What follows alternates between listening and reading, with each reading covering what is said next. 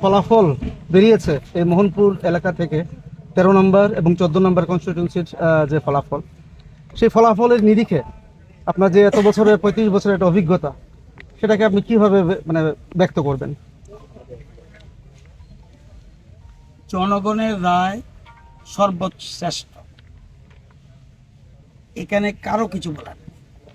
জনগণ যা রায় দেবে তাকে মাথা পেতে নেওয়া সবার দায়িত্ব কর্তব্য।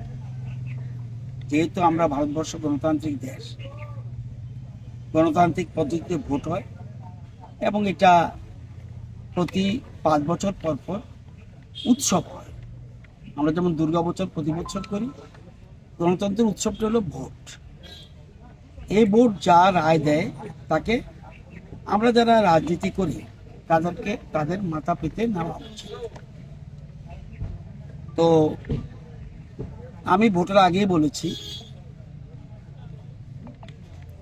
গত 7.5-8 বছরে ভারতীয় জনতা পার্টি রাজ্যে যে উন্নয়ন করেছে, রাস্তাঘাট বলুন, পানীয় জল বলুন, আবাসন বলুন বা অন্যান্য যা যা বলবেন, যদি উন্নয়নের নিরিখে ভোট দেয় তাহলে বিজেপিকে ভোট দিতে হবে।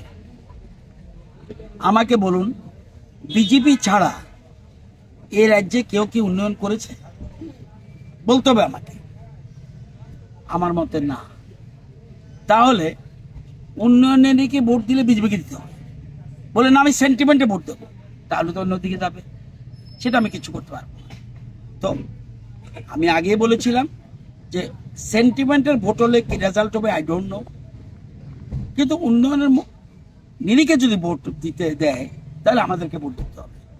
7.5 বছরে 8 বছরে ভারতীয় জনতা পার্টি কেন্দ্রীয় প্রকল্প এবং রাজ্যের প্রকল্পে যে ডেভেলপমেন্ট করেছে রাজ্যে, আমার এলাকায় বলুন, বুজ্জনগর ওয়াকিনগর কেন্দ্রটা বামটিয়ার একটা অংশ, সিমনার একটা অংশ, মান্দার একটা অংশ এবং মোহনপুর বিধানসভার একটা অংশ মিলে বুজ্জনগর ওয়াকিনগর। তো এখানে আমাদের দল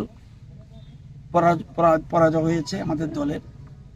সুতরাং পরাজয়কে স্বীকার করে নিতে হবে, না নিলে এটা বুদ্ধিমানের কাজ নয়।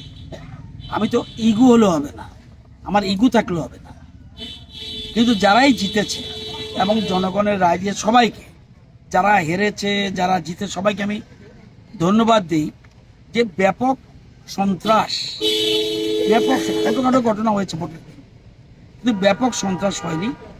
এবং নির্বাচনের পরেও যেন আমরা সবাই মিলে একসাথে থাকতে পারি। ভোটের পরে ভোট হবে, কিছুদিন পরে আবার আমাদের ভিলেজ কমিটি নির্বাচন হবে, এরপরে ভোট হবে আমাদের পুরসভার ভোট, কর্পোরেশনের ভোট। এরকম ধীরে ধীরে প্রত্যেক ভোটই হবে এবং আমরা মেনে নেই।